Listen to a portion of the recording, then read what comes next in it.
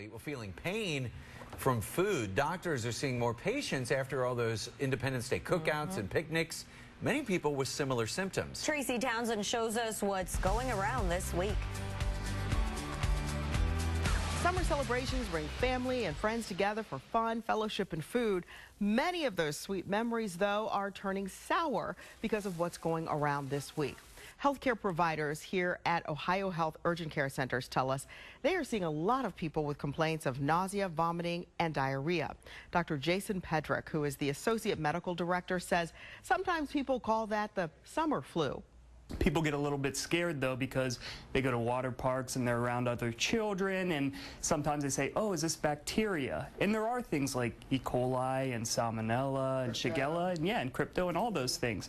Dr. Pedrick says all of this gets even more complicated when food is sitting out for too long at cookouts or people unknowingly contaminate food. It's always easy to prevent these kinds of issues, and the experts offer these simple tips. Always use proper hand hygiene, soap and water, or alcohol-based hand sanitizers. You want to keep hot food hot and cold food cold.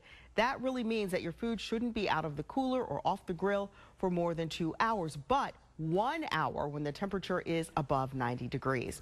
Now, tonight at 5:30, we'll talk about another summer problem, the problem of sunburn. From Central Ohio's news leader, this is 10 TV News at 5:30.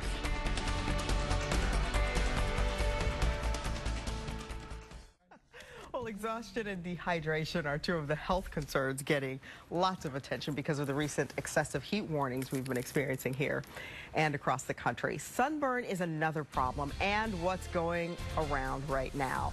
Urgent care medical staff say that they are seeing people come in with mild sunburn symptoms, everything from those mild symptoms to serious skin damage.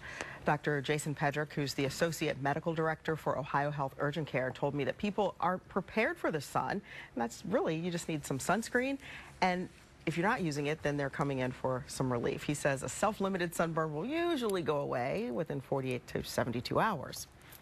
If you're having blistering, that usually takes about 5 to 7 days to start going away.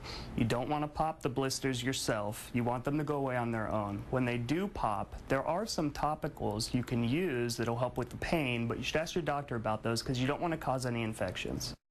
And remember to look for active ingredients, zinc oxide or titanium dioxide on the labels. The American Academy of Dermatology says sunscreen with either of those are optimal, especially for sensitive skins. Make sure the product you get is broad spectrum and has an SPF of 30 or higher. Also reapply your sunscreen every 2 hours when you're outside or after you get out of the pool or if you are sweating a lot. And it takes 15 minutes for your skin to absorb the sunscreen. Most adults need about an ounce. It's about the size of what we fill in a shot glass. So you want to make sure you really get it in. And everybody, no matter how dark, how light your skin is, needs that sunscreen. And no matter what the temperature is, too, whether it is 94 or 80 or 70, what, yeah, you sun in, sun out, put the sunscreen on. And even if you get a beautiful tan or whatever, you know, your skin, because I haven't got a tan, it's telling my body, but if you get a beautiful tan, it still can do damage. So it may be pretty to look at, but I've seen in dermatologist's office things like, you know, this person is actually harming themselves. So think about, you know, if you want to be around for a long time. That's right. Be careful. Take care of yourself. Good advice, Mike. Absolutely.